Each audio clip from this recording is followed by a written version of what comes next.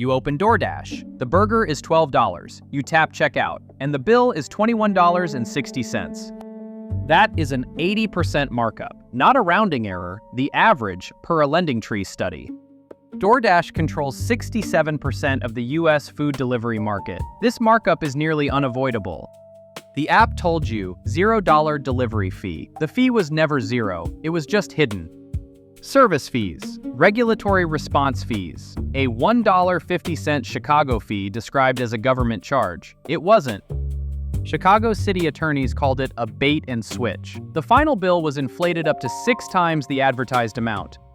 That lawsuit took 4 years to settle. DoorDash paid Chicago $18 million in November 2025. New York extracted $16.75 million in February 2025. Illinois took $11.25 million in November 2024. Canada's Competition Bureau is suing for nearly $1 billion in hidden fees extracted over close to a decade.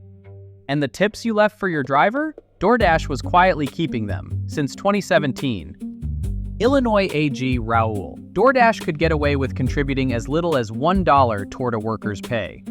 The in-app checkout read, "Dashers will always receive 100% of the tip." That was a lie. While regulators built cases, CEO Tony Xu collected a $420 million stock compensation package. Then, in February 2024, DoorDash announced a $1.1 billion stock buyback, as senators accused it of price gouging. This is the DoorDash fee machine. Here is exactly how it was built and how to stop it taking your money. But rewind to 2013. DoorDash wasn't a fee machine yet. It was a college project.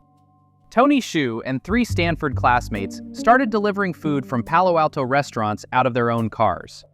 The pitch was simple. Local restaurants couldn't afford their own drivers. DoorDash would share the cost. For consumers, the promise was equally clean. Get your favorite meal delivered in under 45 minutes. Early marketing leaned on community. Empowering local economies was the official tagline. And the delivery fee back then? Often genuinely low. Sometimes $1.99, sometimes nothing at all. No service fee line, no regulatory response fee, no Chicago fee, just a delivery charge, plain and readable. The driver model looked fair too. Dashers set their own hours, picked their own zones, kept every tip. DoorDash's own recruitment materials called it the best way to earn on your own schedule. Then came the pay guarantee model, launched in July 2017, framed internally as protecting drivers from bad nights. DoorDash guaranteed drivers a minimum per delivery. On paper, it sounded like a safety net. What riders didn't know, that guarantee was funded, silently, by their own customers' tips. Meanwhile, for consumers, DoorDash was rolling out Dash Pass, a $9.99 a month subscription. The Dash Pass pitch was irresistible. Pay once a month, unlock free delivery on every order. And when DoorDash said $0 delivery fee, they meant it. Technically, the delivery line read 0.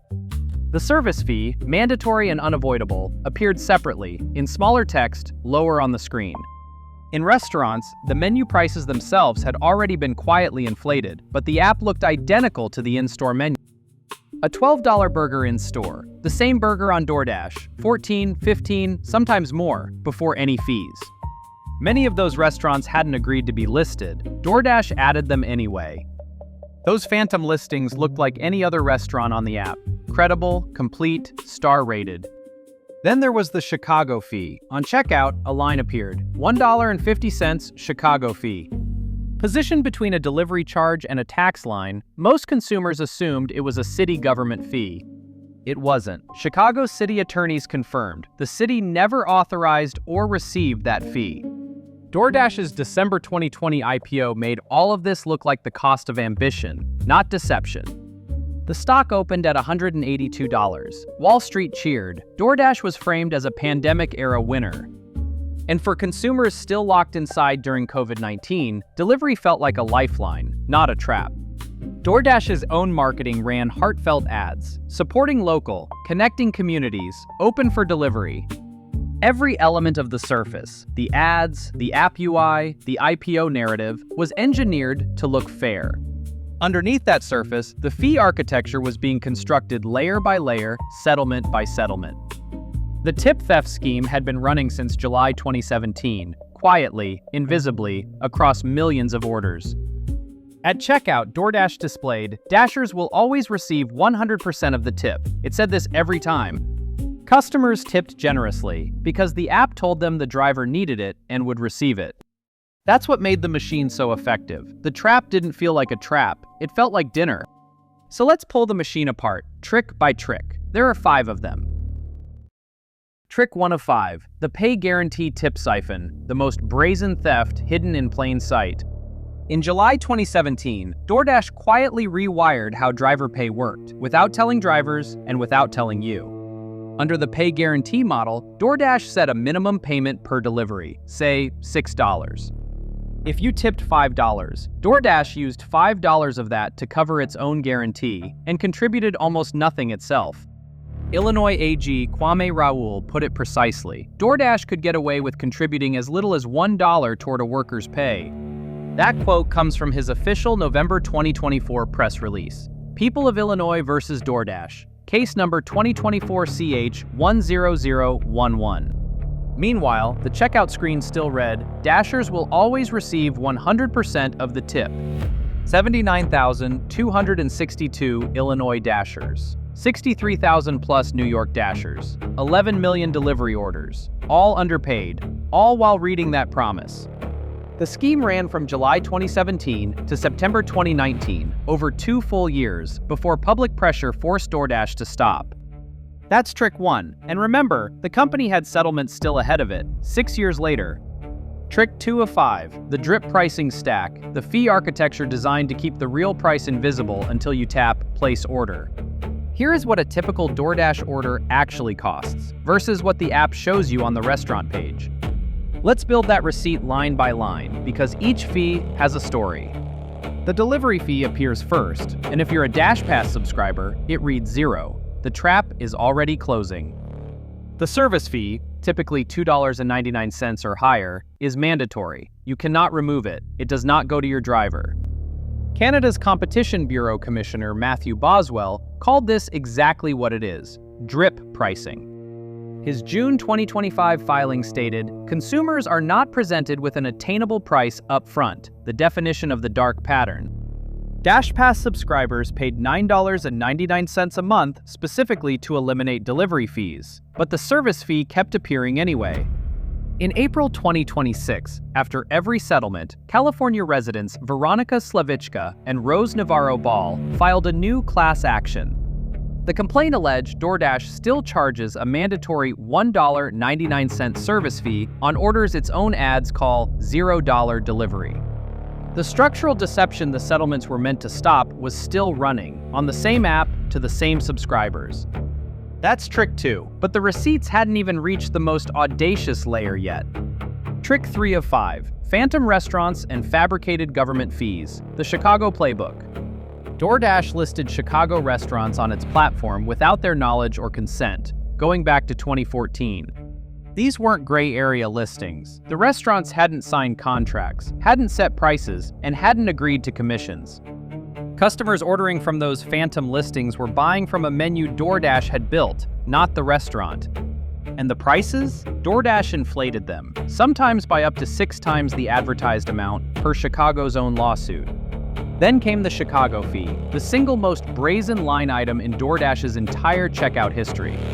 At checkout, a line appeared between the delivery charge and the tax. $1.50 Chicago fee, government adjacent, official looking. Chicago city attorneys confirmed it plainly. The city never authorized that fee and never received $1 of it. The city's complaint: DoorDash lured consumers into a bait and switch with deceptively small delivery fees up front. This case took 4 years to settle. 4 years. The lawsuit was filed in August 2021 and resolved in November 2025. The $18 million settlement broke down. $3.25 million to restaurants, $5.8 million in merchant credits, $4 million in consumer credits, $500K to drivers. DoorDash's official statement: this settlement isn't an admission of wrongdoing, and the allegations focus on practices that no longer exist. That phrase, no admission of wrongdoing, has appeared in every single DoorDash settlement: Illinois, New York, Chicago. That's trick 3, and the document trail linking all 3 settlements, we pulled it, runs straight back to the same San Francisco address. Trick 4 of 5, the menu price markup, the invisible fee that even a DashPass subscription can't protect you from. DoorDash allows restaurants to charge higher prices on the app than in-store. Many restaurants do, to offset the 15 to 30% commission. DoorDash's own merchant documentation confirms it. Commissions range from 15% to 30%, with independent restaurants paying the top tier. A restaurant paying 30% commission on a $12 burger loses $3.60 to DoorDash before a single bill is paid. So the restaurant raises app prices to survive, and the consumer pays more, never knowing the in-store price is lower. DoorDash's own app hides this. There is no see in-store price button, no disclosure that restaurant prices may differ from pickup. The Lending Tree study found the average consumer pays nearly 80% more ordering through DoorDash versus picking up in person. That number accounts for menu inflation, delivery fee, service fee, and tip, the full fee iceberg, stacked. That's trick 4, but the one ahead is the layer that US senators put in writing, and that no settlement has yet resolved. Trick 5 of 5, the enrichment engine, where every fee paid by consumers and every dollar saved on tips flows. In November 2020, DoorDash went public on the NYSE, and that same month, the board handed Tony Xu a performance RSU package. The package covered 10,379,000 shares of Class A stock, with total stock-based compensation of approximately $420 million. That made him the highest-paid CEO in Silicon Valley that year, per Senate records cited in the April 2024 letter. The SEC filing that documents the package is DoorDash Form 424B4, December 2020, a prospectus filed at the moment of the IPO. Xu controls DoorDash through a dual-class share structure, meaning shareholders can't vote him out even if they wanted to. Then in February 2024, while senators were still awaiting answers on fees, DoorDash announced a $1.1 billion stock buyback. A buyback inflates the share price, directly benefiting executives holding stock awards, including Xu's 10 million share package. Senators Warren, Casey, and Lujan sent a joint letter to Tony Xu on April 17, 2024, and they were direct. Hidden fees nearly triple the price of an order. That is price gouging, plain and simple. Their words, verbatim. The letter also named the buyback explicitly, framing shareholder enrichment as the direct result of consumer overcharging. DoorDash's response to the first Senate letter in February 2023 had provided, per follow-up correspondence, little clarity. Meanwhile, DoorDash's 2024 revenue hit $10.7 billion, with $80.1 billion in gross order value flowing through the platform. By 2025, that number climbed to $11.46 billion in U.S. revenue, the year of the Chicago and New York settlements.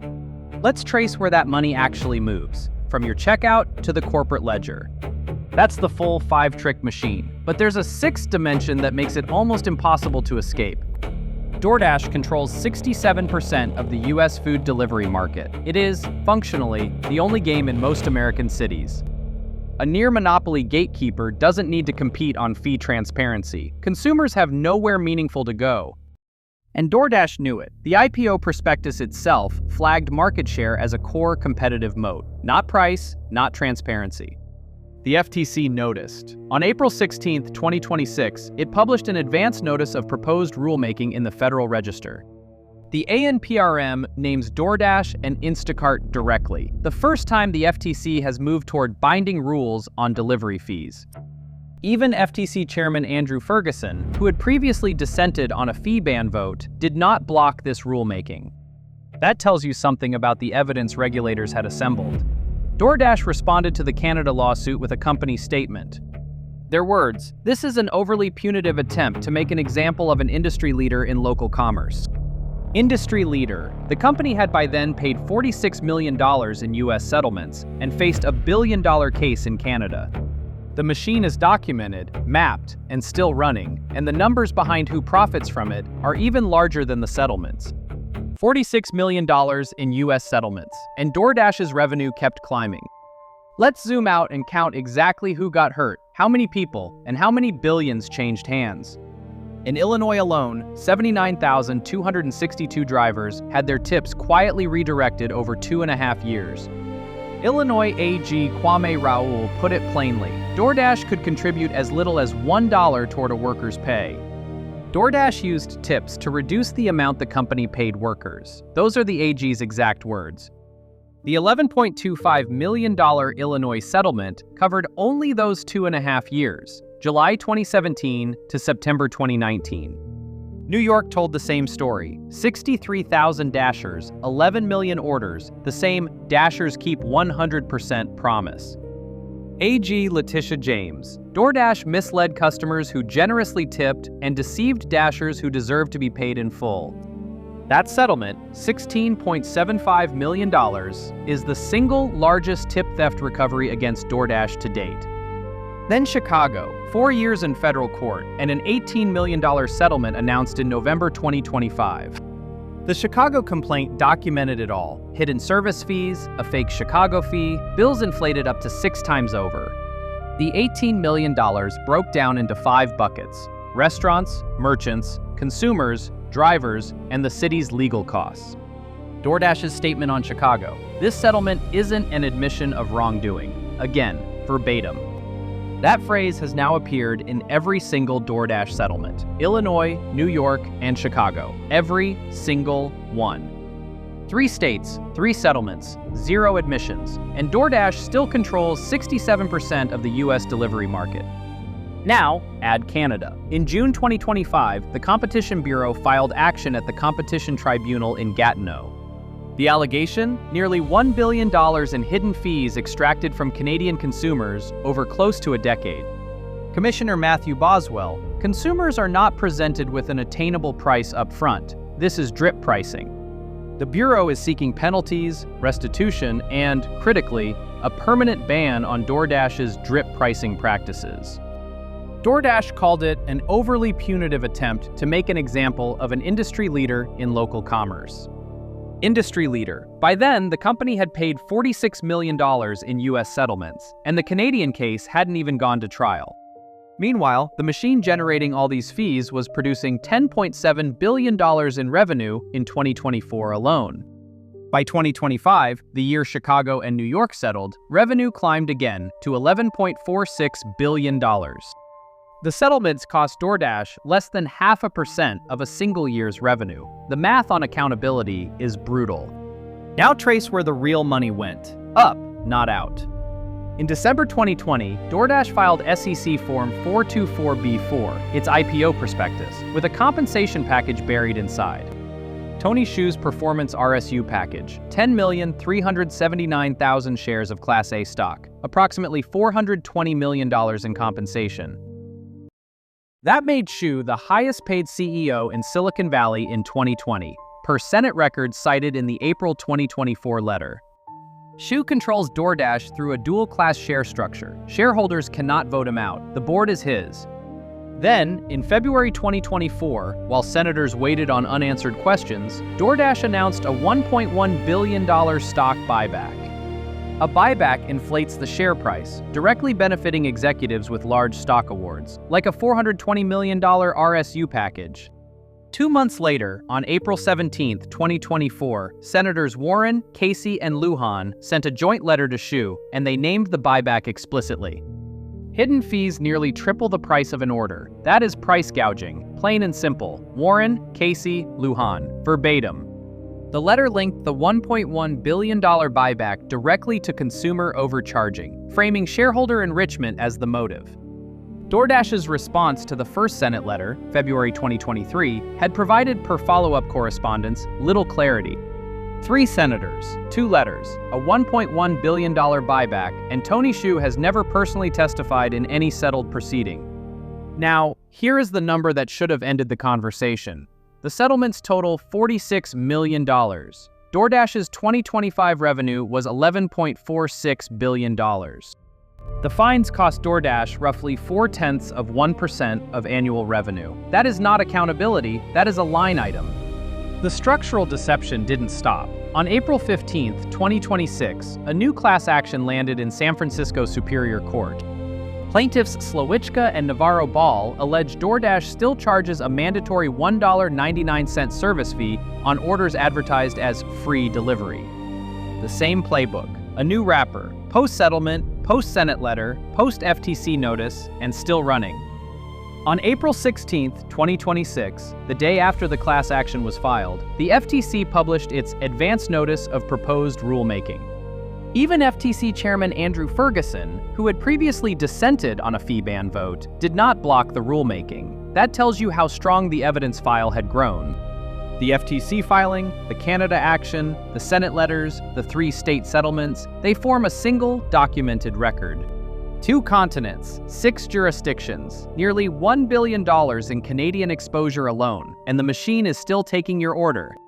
2 continents, 6 jurisdictions, and the machine is still running. So here is how to fight it. Step 1. Always open the restaurant's own app or website before ordering through DoorDash. That lending tree figure, 80% average premium, is real money. On a $12 burger, direct ordering saves roughly $9.60. Most major chains, McDonald's, Chipotle, Sweetgreen, now have first-party delivery, 0 markup, same driver, often the same car. Step 2. Dissect the DoorDash fee breakdown before confirming any order. The app buries the service fee below the subtotal. A typical $30 order can carry a $4.99 delivery fee, a $3.99 service fee, and a $2 regulatory fee, before tip. That regulatory response fee is not a government tax. It is a DoorDash margin line dressed in official language. Step 3. If you do tip on DoorDash, know the history. Illinois AG Kwame Raoul proved tips were used to subsidize company pay, not supplement it. Raoul's office documented that DoorDash contributed as little as $1 toward a driver's pay when customers tipped generously. DoorDash changed that policy in September 2019, but only after 2 years of public backlash and 79,262 affected Illinois drivers. Step 4. Check whether your city or state AG has unclaimed restitution from the DoorDash settlements. The Illinois $11.25 million settlement designated restitution for 79,262 drivers. The New York $16.75 million covered 63,000 plus dashers across 11 million orders. If you drove for DoorDash in Illinois between July 2017 and September 2019, the ILAG's office is the first call you make. Step 5. Dash Pass subscribers. Read that April 2026 class action filing closely. It may become your refund. Plaintiffs Slawiczka and Navarro Ball allege DoorDash still charges a mandatory $1.99 service fee on orders marketed as having 0 delivery fees. If that class action certifies, Dash Pass members could be entitled to restitution. Sign up for class notice updates through the court docket. Step 6. File a complaint. The FTC's ANPRM, published April 16, 2026, is an open comment period. Your submission becomes part of the federal record. Go to ftc.gov/news-events/requests-for-comment. Submit a comment. 1 paragraph about your checkout experience. It counts. Canada's Competition Bureau went further, seeking not just penalties, but a permanent ban on DoorDash's drip pricing model. Commissioner Boswell's framing was precise. Drip pricing is deceptive because consumers are not presented with an attainable price up front. That permanent ban standard, not a fine, a structural prohibition, is what U.S. regulators have not yet demanded. Note the gap. Step 7. Support the restaurants. Every order through DoorDash costs an independent restaurant up to 30% in commission before they see a cent. Order directly, by phone, by website, by walking in, and the full dollar stays local. That is not a small thing when margins run at 3 to 5%. Now the systemic question. DoorDash paid $46 million in settlements, less than 0.4% of its 2025 revenue of $11.46 billion. When the fine is a rounding error, it is not a deterrent. It is a licensing fee. The machine pays it and keeps running. Tony Hsu collected an estimated $420 million in stock compensation. He has never personally testified in any settled proceeding. That $1.1 billion buyback, announced February 2024 while senators waited on unanswered questions, inflated the stock those RSUs ride on. 3 senators wrote twice, the FTC opened a rulemaking, Canada filed in federal tribunal, and the April 2026 class action is still alive in San Francisco. You open the app for a $12 burger. The machine charged you $21.60. Every layer of that gap now has a name, a case number, and a regulator attached to it. So here's the question worth arguing about. If a company can settle 3 times in 4 years, pay less than 0.5% of revenue in fines, and keep running the same playbook, should pay the fine and move on still be a legal option at all? Or is it time to hold the executives personally liable? Drop your answer below, and subscribe, because this machine has more parts left to expose.